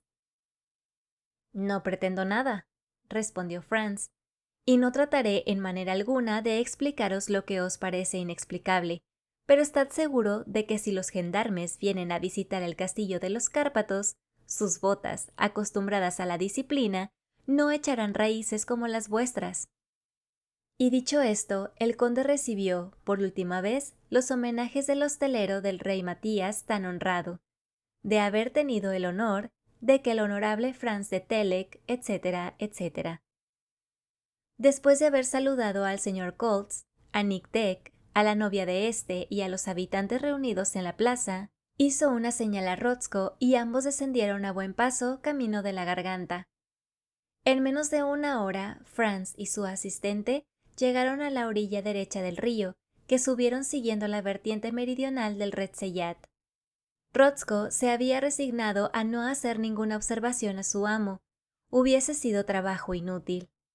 Acostumbrado a obedecerle militarmente, si el conde se arrojaba en alguna peligrosa aventura, él sabría sacarle de ella. Después de 2 horas de marcha, Franz y Rotzko se detuvieron para descansar un poco. En aquel sitio, el Silbalaco, ligeramente inclinado hacia la derecha, se acodaba al camino y por el otro lado, sobre el levantamiento que formaba el Plesa, se veía la meseta de Orgal a distancia de una media milla, o sea, cerca de una legua. Convenía, pues, abandonar el surco del Sil, puesto que Franz quería atravesar la garganta del Vulcano para tomar la dirección del castillo. Con el fin de evitar volver a pasar por Verst, aquel rodeo había alargado doble la distancia que separaba el castillo de la aldea. Sin embargo, aún sería de día cuando Franz y Rotzko llegaran a la cúspide de la meseta, con lo que el conde tendría tiempo para observar la parte exterior del castillo, y esperando hasta la noche para volver por el camino de Verst, le sería fácil atravesar con la seguridad de no ser visto por nadie. Proponíase Franz ir a pernoctar a Livatzel, pequeña población situada en la confluencia de los dos brazos del Sil, y volver a tomar al día siguiente el camino de Karlsburg. El alto duró media hora. Franz, muy absorto en sus recuerdos, muy agitado también por la idea de que el barón de Kortz ocultaba su existencia en el fondo de aquel castillo, no pronunció una palabra. Preciso fue que Rotzko se impusiera una gran reserva para no decirle: «Es inútil ir más lejos. Volvamos la espalda a ese maldito castillo y partamos». Siguieron adelante por el valle, internándose por una espesura que no cruzaba sendero alguno. Había grandes barrancos producidos por las lluvias que hacen desbordar al Sil y correr sus aguas en tumultuosas corrientes por aquellos terrenos que la avenida transforma en lagunas. Esto produce dificultades y retardos en las marchas. Empleóse una hora en ganar otra vez el camino de la garganta del Vulcano, que fue atravesado hacia las 5. El lado derecho del Plesa no está erizado de aquellos bosques que Nick Deck no había podido atravesar, sino abriéndose paso con el hacha, pero había dificultades de otra especie, montones de pedazos de roca, entre los cuales no se podía andar sin grandes precauciones. Bruscos desniveles, hoyos profundos, bloques mal seguros en su base, y erguidos sobre la confusión del amontonamiento de enormes piedras precipitadas por los aludes, En fin, un verdadero caos en todo su horror. Una hora larga fue precisa para remontar aquellos taludes a costa de penosos esfuerzos. Parecía en verdad que el castillo de los Cárpatos hubiera podido defenderse con solo lo escabroso del terreno. Rotzko creía que aún serían mayores los obstáculos y que no podrían ser vencidos, pero no hubo nada de esto. En efecto, al otro lado de la zona de los bloques y de las excavaciones, pudo llegarse fácilmente a la meseta. Desde allí dibujábase el castillo con perfil más claro en medio de aquella soledad, de la que después de tantos años alejaba el espanto a los habitantes de la comarca. Conviene advertir que Franz y Rotzko iban a abordar el castillo por su muralla lateral, que miraba al norte. Nik-Tek y el doctor Patak habían llegado ante la muralla del este. Consistía en que, habiendo tomado por la izquierda del Plesa, había dejado a la derecha el torrente del Niad y el camino de la garganta. Los dos caminos forman, en efecto, un ángulo muy obtuso, cuyo vértice venía a ser el torreón central. Por la parte norte hubiera sido imposible penetrar en el recinto, pues no solamente no había poterna ni puente levadizo, sino que además la muralla, siguiendo las irregularidades del terreno, se elevaba por allí a gran altura. Poco importaba que fuera imposible franquear por aquella parte la muralla, puesto que el conde no pensaba en eso. Serían las 7:30 cuando Franz de Telek y Rotzko se detuvieron en el extremo de la meseta de Orgal. Ante ellos se alzaba, en la sombra, la masa del castillo, cuyo tinte se confundía con el antiguo color de las rocas del Plesa. A la izquierda, la muralla formaba un brusco recodo, flanqueado por el bastión del ángulo. Allí, sobre la terraza y por encima del almenado parapeto, extendía el haya sus ramas retorcidas, que atestiguaban los violentos huracanes del sudoeste en aquella altura. El pastor Frick no se había engañado, en verdad. De creer en la leyenda, solo 3 años le quedaban de existencia al viejo castillo de los barones de Gortz. Franz, silencioso, contemplaba el aspecto de aquellas construcciones dominadas por el achatado torreón del centro. Allí dentro, sin duda, bajo aquel amasamiento confuso, había aún salas abovedadas, largas y sonoras, extenso dédalo de galerías. Escondrijos en las entrañas del suelo, como lo poseían las fortalezas de los antiguos magiares. Ninguna vivienda hubiera sido más a propósito para que el último descendiente de la familia de Gortz se sepultase en un olvido cuyo secreto no podía conocer nadie. Cuanto más pensaba el conde en ello, más se aferraba en la idea de que Rodolfo de Gortz se había refugiado en la soledad del castillo de los Cárpatos. Pero nada revelaba la presencia de gentes en el interior del torreón, ni el más leve humo se escapaba de sus chimeneas, ni el más pequeño ruido se oía a través de sus ventanas herméticamente cerradas. El silencio de la tenebrosa morada no era turbado ni por el canto de un pájaro. Durante algunos momentos, Franz abrazó con su mirada aquel recinto, en otro tiempo lleno de ruido de las fiestas y del estrépito de las armas, mas hallaba su ánimo tan henchido de pensamientos atronadores y su corazón tan preñado de recuerdos que permanecía en silencio. Rotzko, que no quería turbar los dolorosos recuerdos del conde, permanecían a alguna distancia, sin permitirse interrumpirle ni con la menor observación. Puesto ya el sol tras el macizo del Plesa, y cuando el valle de los Dos Seals comenzaba a llenarse de sombras, Rotzko no dudó en acercarse a su amo y le dijo: «Señor, ya es de noche, pronto serán las 8». Franz pareció no oír. «Ya es tiempo de partir si queremos estar en Livatsail, antes de que cierren las posadas». «Rotzko, al momento vamos», respondió Franz. «Necesitaremos más de 1 hora, señor, para volver al camino de la garganta, y como ya será noche cerrada, nadie nos verá al atravesarlo». «Unos minutos aún», respondió Franz, «y bajaremos hacia la aldea». El joven no se había movido del sitio en que se detuvo al llegar a la meseta. «No olvidéis, señor, que en la oscuridad será difícil pasar por medio de esas rocas», Nos ha costado mucho trabajo de día. Perdonadme si insisto, pero... Sí, partamos, Rotzko. Te sigo.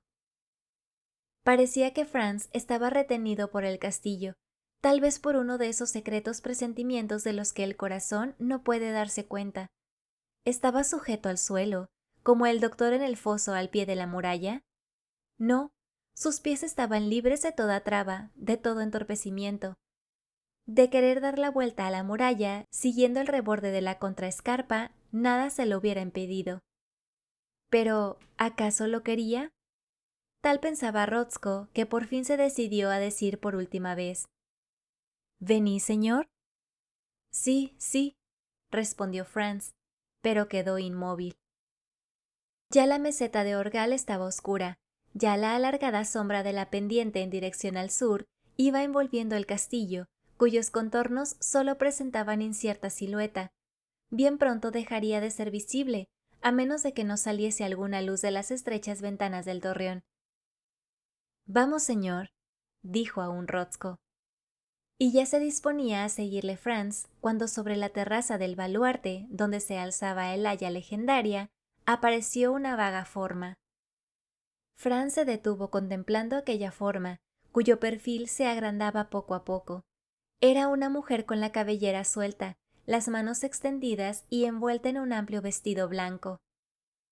¿No era aquel el traje que la Stilla llevaba en la escena final de Orlando, cuando Franz de Telek la vio por última vez?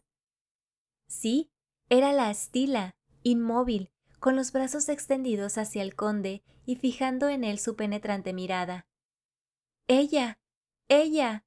Exclamó el conde, y precipitándose hacia el foso, hubiera rodado hasta el pie de la muralla de no haberle sujetado Rotzko. Borróse bruscamente la aparición, después de haberse la Stilla mostrado durante un minuto. Poco importaba, un segundo le hubiera bastado a Franz para reconocerla, y dejó escapar estas palabras: ¡Ella! ¡Ella! ¡Vive! Capítulo 5. ¿Era posible? La Stilla, a quien Franz de Telek no creyó ver más, acababa de aparecer en la terraza del castillo. ¿Acaso habría sido él juguete de una ilusión? No, Rotzko la había visto también. Era, sí, la gran artista con su traje de angélica, tal como se había presentado al público en su última representación en el Teatro de San Carlos. La espantosa verdad resplandecía ante el conde, de modo que aquella mujer amada, la que iba a ser condesa de Telek, hallábase encerrada hacía 5 años en aquel castillo en las montañas de Transilvania. La mujer que él había visto caer muerta en escena había resucitado, es decir, que en tanto que a él le conducían moribundo al hotel, el barón Rodolfo había logrado penetrar en casa de la Stilla, la había robado, llevándola al castillo de los Cárpatos. Aquello que la gente siguió al cementerio del Camposanto Nuevo de Nápoles no era más que un ataúd vacío. Todo eso parecía increíble, absurdo. Eso era maravilloso, inverosímil. Así se lo decía Franz de Telek. Sí, pero detrás de todo aquello había un hecho indubitable. La Stilla se hallaba en poder del barón Rodolfo. Vivía, sí, ella. Ella era la que apareció allí sobre la muralla. De esto tenía él absoluta certeza. En todo aquel desorden de ideas surgió para el conde una sola resultante: arrancar a Rodolfo de Corts la prisionera Stilla. Rotzko, dijo Franz con ahogada voz, óyeme, compréndeme bien, porque parece que mi razón se escapa. Señor, querido señor, es preciso que yo entre en el castillo esta misma noche, cueste lo que cueste. No, mañana. Te digo que esta noche. Está allí.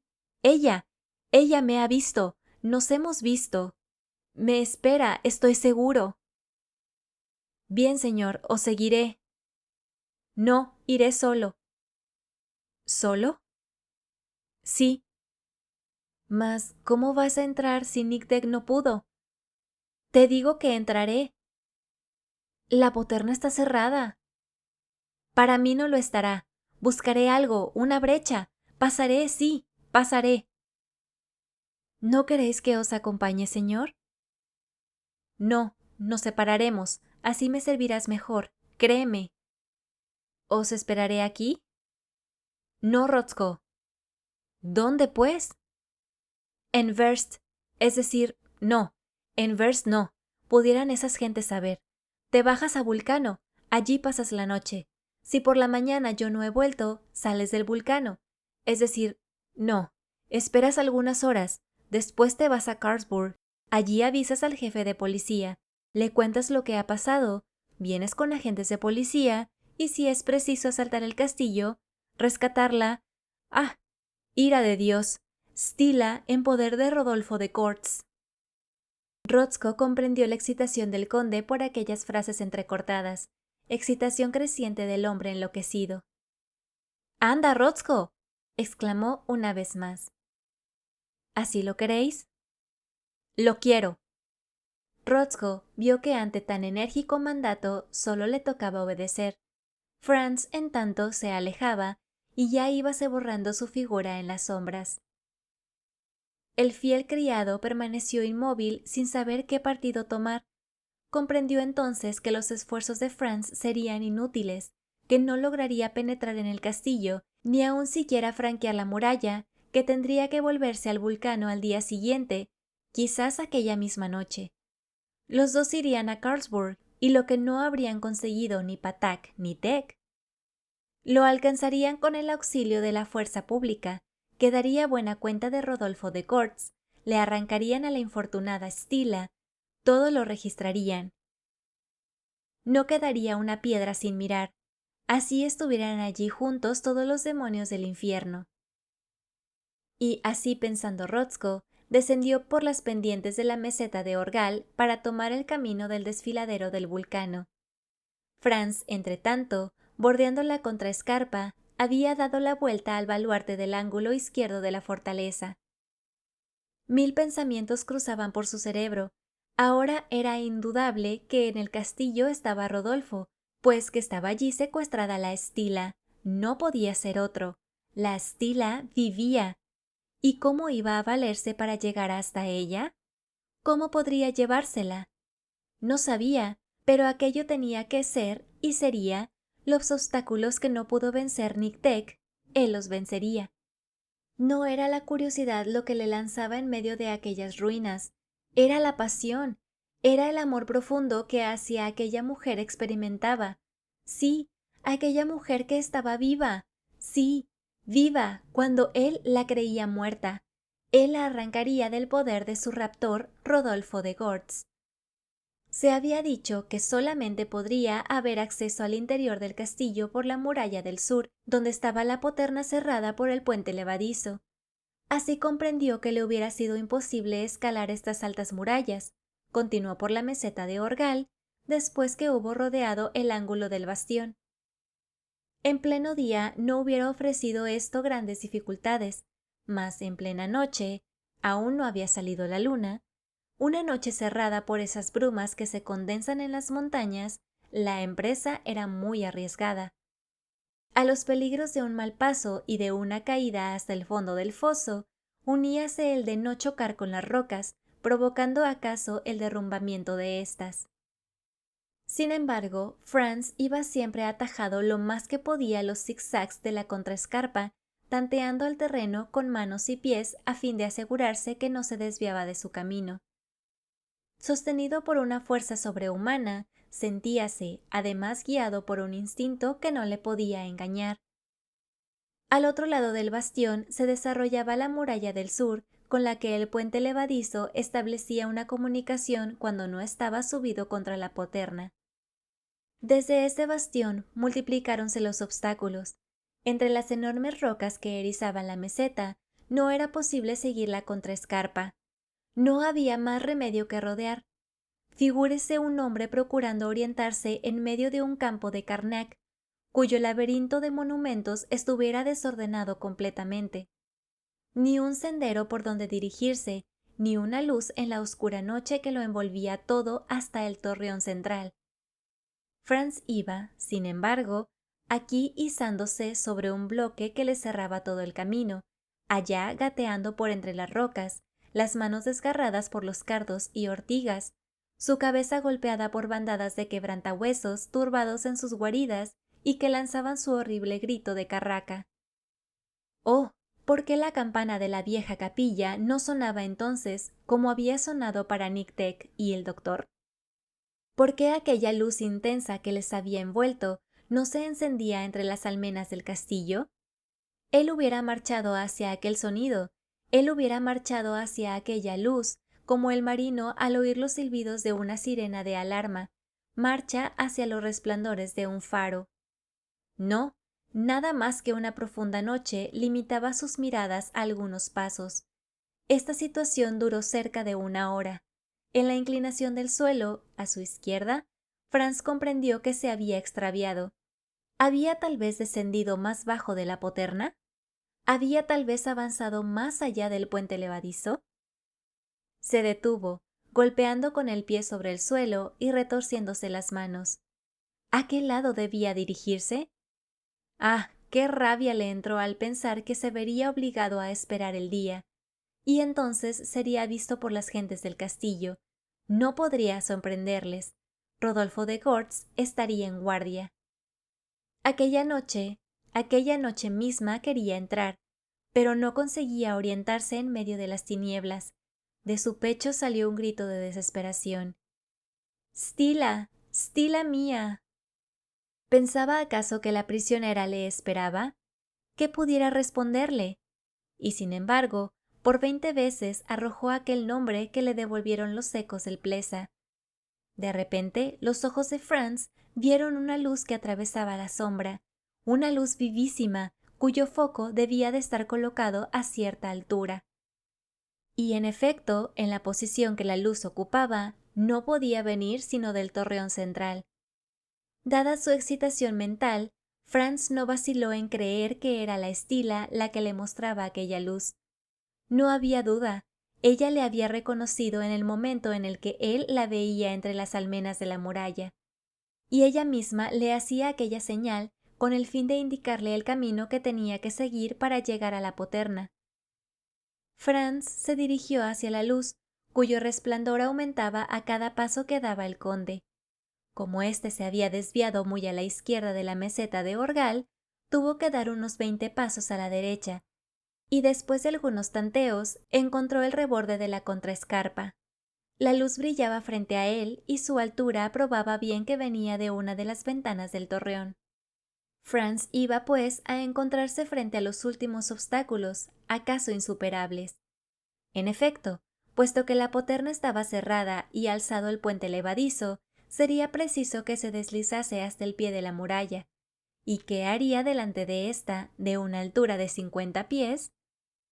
Franz se adelantó hacia el sitio en que se apoyaba el puente levadizo. De repente abrióse la poterna, cayó el puente, sin darse tiempo a reflexionar, lanzóse sobre aquél y puso las manos sobre la puerta. Abrióse ésta. Precipitóse el joven por la oscura bóveda, y apenas hubo dado algunos pasos, el puente levadizo cerróse con estrépito contra la poterna. El conde Franz de Telek estaba prisionero en el castillo de los Cárpatos.